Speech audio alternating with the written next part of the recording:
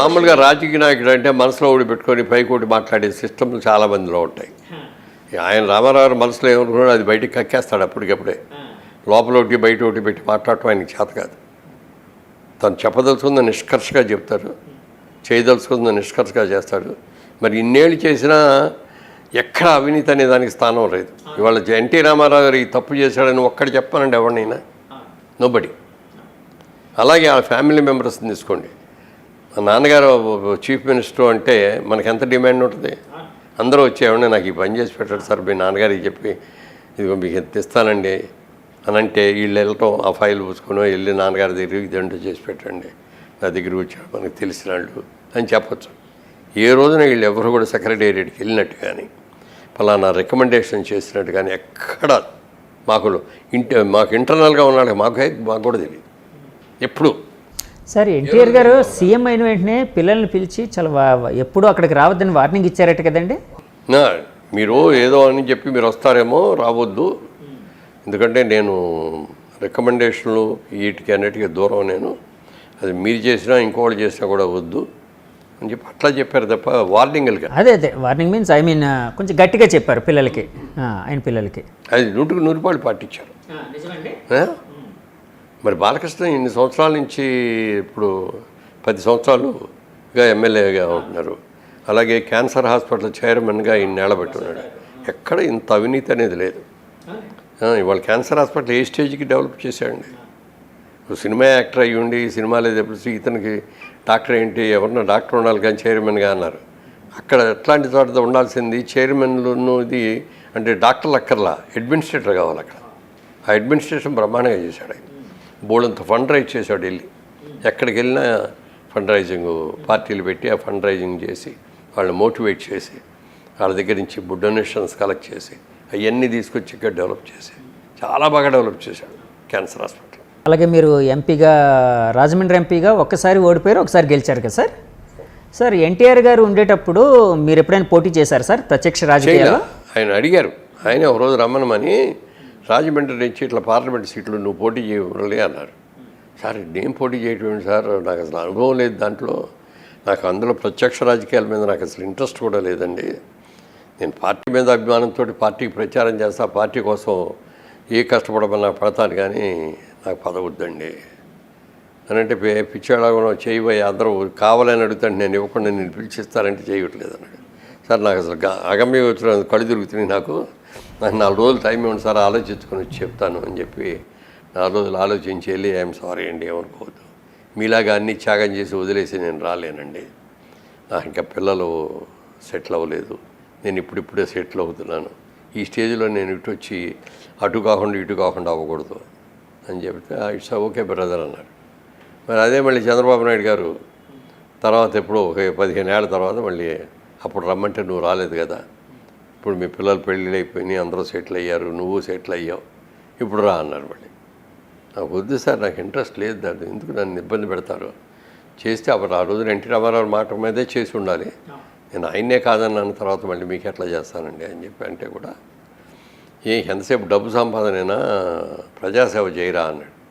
Sir ప్రజాసేవ చేయాలంటే రాజకీయాల్లోనే ఉండక్కర్లేదండి, నేను ఒక ట్రస్ట్ పెట్టుకున్నాను మురళీమోహన్ చారిటబుల్ ట్రస్ట్ అని, పేద విద్యార్థులను బాగా చదువుకునే పేద విద్యార్థులు మంచి మార్కులు వచ్చిన గ్రేడ్స్ వచ్చిన వాళ్ళని అడాప్ట్ చేసుకొని వాళ్ళకి college fee, hostel fee, books, transport అన్నీ ఎవ్రీథింగ్ ఆ 4 ఏళ్ళు 5 ఏళ్ళు నేనే ఇచ్చి చేస్తున్నానండి. నాకు దాంట్లో చాలా ఆత్మసంతృప్తి ఉంది, నాకు అది చాలండి, అది చేయగలిగితే చాలు, నేను ఇంకా మిగిలిన ఏం చేస్తాను చెప్పాను అని అంటే కూడా వినలా.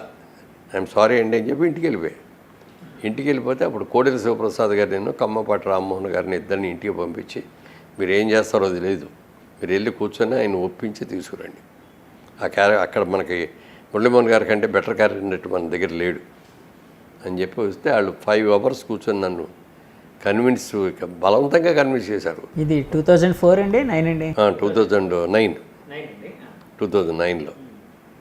2009లో ఆఖరి నిమిషంలో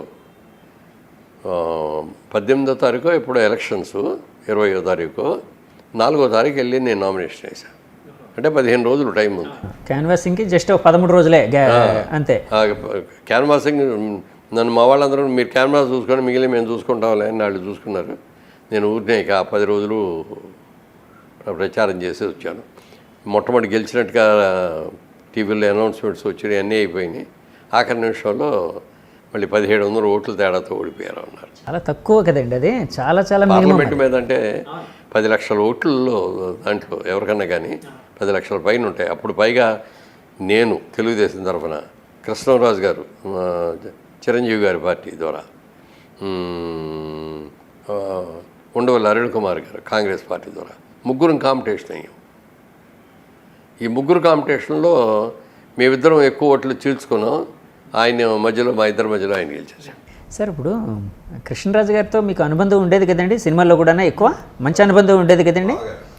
మరి అక్కడ పోటీ చేయాల్సి వచ్చినప్పుడు ఏమైనా ఇబ్బంది పడ్డ సందర్భాలు ఏమైనా ఉన్నాయండి? చాలామంది వచ్చి అడిగారు ప్రెస్ వాళ్ళిద్దరు, ఏమండి మరి కృష్ణరాజు గారు మీరు అన్నయ్య అన్నయ్య అని పిలుచుకుంటారు కదా, మరి ఆయనకి పోటీ ఆయన ఎత్తుకొచ్చాడండి మీ మీద పోటీకి అన్నాడు.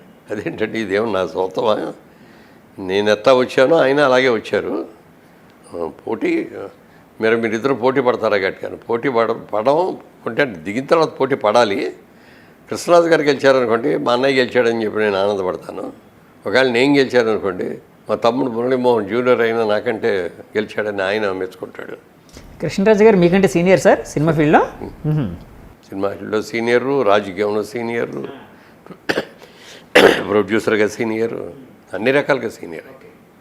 సో ఇదే పంతంతో 2014లో గెలిచారా సార్?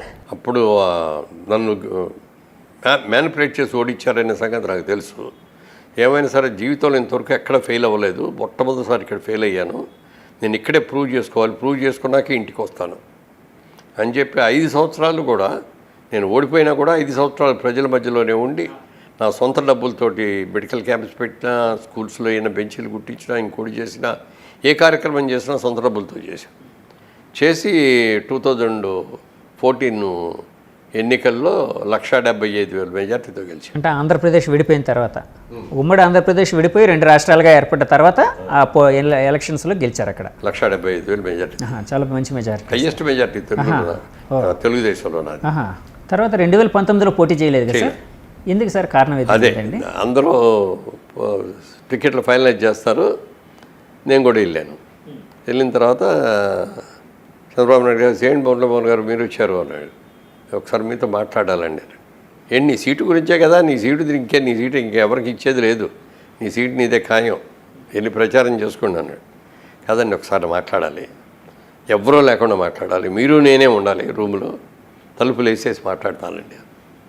సరే అని అందరిని బయటికి పంపించేసి ఆయన నేనే కూర్చున్నాను. ఏంటి చెప్పండి అన్నాడు. నాకు సీటు వద్దని చెప్పడం కోసం వచ్చానండి, నేను పోటీ చేయనండి, ఇక నేను చాలా నష్టపోయాను. ఇక్కడ ఒక పంతం కోసమని ఈ 10 ఏళ్ళు ఇక్కడ ఉన్నాను, 5 ఏళ్ళు అధికారంలో లేకపోయినా 5 ఏళ్ళు కష్టపడి మళ్ళీ గెలిపించుకొని నేనేంటో ప్రూవ్ చేసుకొని కష్టపడి పనిచేసి ఎక్కడ ఒక రూపాయి గురించి కక్కుర్తి పడకుండా ఎంత చేశాను. నా ఆత్మ నాకు సంతృప్తి ఉంది, నేను పర్ఫెక్ట్గా చేశాననే సంతృప్తి నాకు ఉంది. ఈ సంతృప్తితో వెళ్ళిపోతానండి. ఇక అప్పటికే నాకు 79 ఏళ్ళు, ఈ 79 ఏళ్ళు వచ్చినండి, ఇంకా ఏం చేయనండి. మళ్ళీ ఇదంతా అయినప్పటికంటే 84 సంవత్సరాలు వస్తాయి ఇప్పుడు కూడా చేస్తే. ఇక నా లైఫ్ దీని మూలంగా నా ఆరోగ్యం దెబ్బతిందండి. తర్వాత నా సినిమాలు దెబ్బతిన్నాయి, సినిమాలు మానేశాను. ప్లస్ నా ట్రస్ట్, నా డబ్బులన్నీ తీసుకెళ్ళి అక్కడ పెట్టడం మూలంగా నా ట్రస్ట్ దెబ్బతిందండి. అందుకని నేను అవన్నీ రివైజ్ చేసుకోవాలి. వీటన్నిటికంటే మించి నా వైఫ్కి నేను జీవితం అంతా బిజీగా నడిచే, ఎప్పుడు లేట్ నైట్ రావడం, ఇంటికి వచ్చాం, పడుకోవడం, మళ్ళీ పొద్దున్నే వెళ్ళిపోవటం, షూటింగ్కు, వర్క్కు, దేనికో దానికి వెళ్ళిపోవటం, ఇలా గడిచిపోయింది. ఇక నుంచి నా జీవితం మ్యాక్సిమం నా వైఫ్తో గడపాలనుకుంటున్నాను. నేను అన్నీ చెప్పేటప్పటికీ యాక్సెప్ట్ చేసి మీరు చెప్పింది చాలా కరెక్ట్ అండి. కానివ్వండి, మరి అంతమంది సీటు కావాలని వచ్చిన వాళ్ళకి ఇవ్వకుండా మీరేమో వద్దని వచ్చారు, మీరు ఒక్కరే వద్దని వచ్చింది, మరి యాక్సెప్ట్ చేశాను. సార్ ఇప్పుడు రాజకీయాలు అనేటప్పటికీ అంటే మీరు అంటే కష్టపడి ఒక ఇమేజ్ సంపాదించుకుంటారు.